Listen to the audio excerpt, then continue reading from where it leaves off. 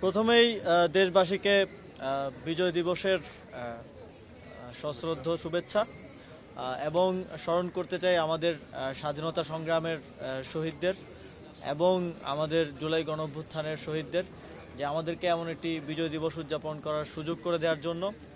আসলে আমাদের প্রজন্মের জন্য এই বিজয় দিবসটাই মনে হয় বোধ বুদ্ধি হওয়ার পরে একটা প্রকৃত বিজয় দিবস হিসেবে আমরা উদযাপন করছি। এর আগের বিজয় দিবসগুলোতে আমরা বিজয়কে উদযাপন করব, স্বাধীনভাবে কথাই বলতে পারতাম না। তো এটা এই জুলাই গণঅভ্যুত্থানের শহীদদের তাজা রক্তের বিনিময়ে আমরা পেয়েছি এবং অবশ্যই ৭১-এ একটি রাষ্ট্র হিসেবে আবির্ভূত হওয়ার জন্য আমাদের যেই শহীদরা জীবন দিয়েছেন তাদেরকে তারাও এই প্রাপ্তির সবচেয়ে বড় অংশীদার।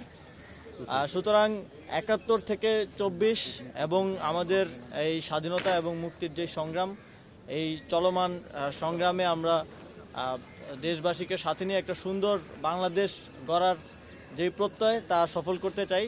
এবং আজ বিজয় দিবস এই আমাদের এই যে নতুন বাংলাদেশ গড়ার যে স্বপ্ন, সেই স্বপ্ন গড়ার পথের একটা গুরুত্বপূর্ণ প্রেরণা হয়ে থাকবে।